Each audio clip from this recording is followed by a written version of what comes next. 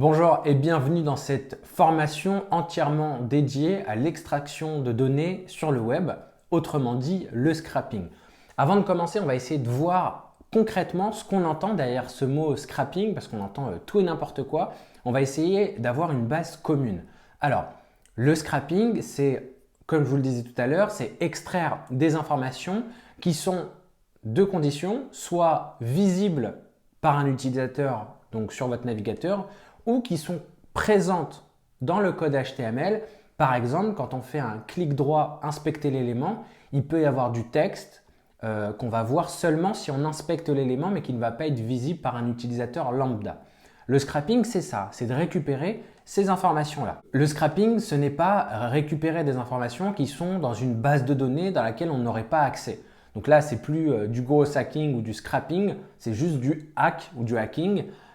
C'est pénétrer dans des serveurs pour récupérer des informations et ça, c'est condamné par la loi et c'est réservé à des personnes qui ont des compétences très avancées dans le domaine de l'informatique et de la cybersécurité. Nous, on va faire en sorte de récupérer des informations de manière automatique qu'on pourrait retrouver sur une page et donc gagner énormément de temps en évitant de faire du copier-coller. En général, quand on fait du scrapping, il y a des structures qui se répètent. Par exemple, en général, quand on va scraper des informations, on a deux pages à scraper, ou en tout cas deux modèles de pages.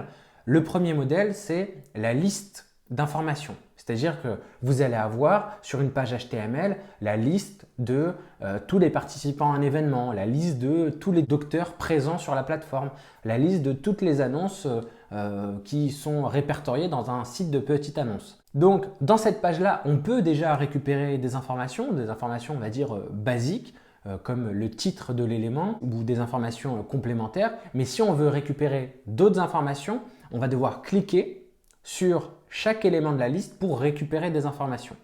Donc, le scrapping, dans un premier temps, va consister à récupérer toute la liste des liens qui emmènent vers cette page. Et une fois qu'on arrive sur ces pages-là, on va devoir faire un autre scrapping qui, lui, va récupérer des éléments bien précis. Par exemple, le titre qui est en haut à gauche, la description qui est au milieu de la page, la photo qui est à droite, etc. etc. Et donc, toutes ces pages complémentaires qui nous permettent de récupérer des informations ont la même structure, c'est-à-dire que c'est juste des informations qui vont changer, mais toutes les informations ou tous les éléments qui sont présents dans la liste, lorsqu'on clique dessus, on arrive vers le même modèle de page, ce qui va nous permettre d'automatiser l'extraction d'informations. En langage informatique, on appelle ça le principe de la boucle. Donc on va faire une boucle sur tout un ensemble d'éléments qui se répètent et ce qui va afficher cette page-là en HTML de manière automatique à chaque fois qu'on va ajouter une nouvelle information dans la base de données. Il faut aussi comprendre l'enjeu du web scrapping. Ici, c'est un peu le jeu du chat et de la souris. On a d'un côté des développeurs ou des éditeurs de solutions qui vont mettre en ligne des informations dans le but de commercialiser un produit, une solution ou des fonctionnalités. Et donc, ils vont mettre en avant des informations.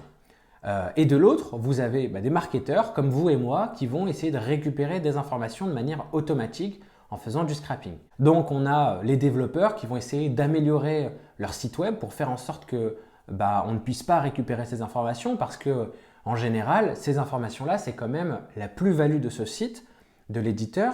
Donc, il va faire en sorte de protéger au maximum ces informations. Et donc, va y avoir plusieurs mesures qui pourraient être prises contre vous, entre guillemets, et qui vont vous mettre des bâtons dans les roues. Par exemple, première difficulté, lorsque vous êtes sur des sites sur lesquels il faut se connecter. Vous avez un identifiant, un mail, un mot de passe et vous devez à chaque fois vous connecter pour récupérer des informations. Bon là, les développeurs ou les personnes qui gèrent le site web vont apercevoir qu'il y a un certain nombre de connexions plus ou moins espacées, plus ou moins rapides et ils vont fixer comme ça des règles qui vont finalement, lorsqu'elles vont détecter une activité suspecte, bannir un utilisateur. Et là, c'est très facile parce qu'on sait que vous êtes connecté, vous avez un mail, un mot de passe, on sait quelle personne il faut bannir. Donc on peut bannir votre compte de manière temporaire ou aussi de manière définitive parce que, entre guillemets, vous n'aurez pas respecté les conditions d'utilisation. Vous savez, le long texte que vous avez lu et approuvé lorsque vous avez créé votre compte. Évidemment, c'est une mesure qui arrive vraiment lorsque vous avez été comme un bourrin et de manière répétée. Sur les sites où il n'y a pas forcément d'email ou de mot de passe de connexion, vous pouvez aussi avoir la même chose, tout simplement parce qu'on va repérer votre adresse IP. Votre adresse IP, c'est l'adresse qui va s'afficher lorsque vous vous connectez sur un site du côté développeur.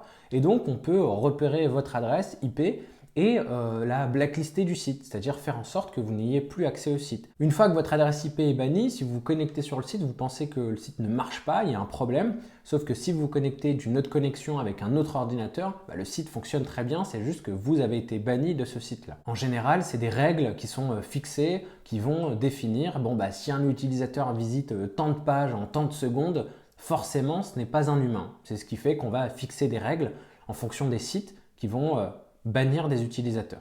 En même temps, c'est vrai que visiter 10 pages par seconde, par exemple, ça peut mettre la puce à l'oreille. Et enfin, un autre risque à prendre en compte, c'est des sites qui vont injecter de la fausse donnée dans les informations que vous allez scraper. Par exemple, vous allez récupérer la liste de toutes les personnes qui sont présentes sur un site. À un moment donné, le site va, avec ses règles, détecter qu'il y a une tentative de scrapping et va y injecter de la fausse donnée. Par exemple, sur un annuaire, vous allez avoir, si vous voulez scraper par exemple des médecins, vous allez avoir de faux médecins qui vont apparaître avec des emails, des numéros de téléphone. Et ces emails, ces numéros de téléphone sont faux, c'est-à-dire que si vous le contactez, au pire, il n'y a personne de l'autre côté du numéro de téléphone ou de l'email. Au mieux, vous tombez sur l'entreprise qui a mis ces informations en ligne. Enfin, je ne peux pas aborder la thématique du scrapping sans parler des réglementations en vigueur qui sont là pour protéger les données des utilisateurs. Évidemment, quand on parle de scrapping, ce n'est pas forcément pour récupérer des informations liées à des personnes. Ça peut être du scrapping de description, de prix, etc. Mais vous avez aussi des fois la possibilité de récupérer des informations sur des utilisateurs qui sont inscrits sur un site ou qui ont certains centres d'intérêt.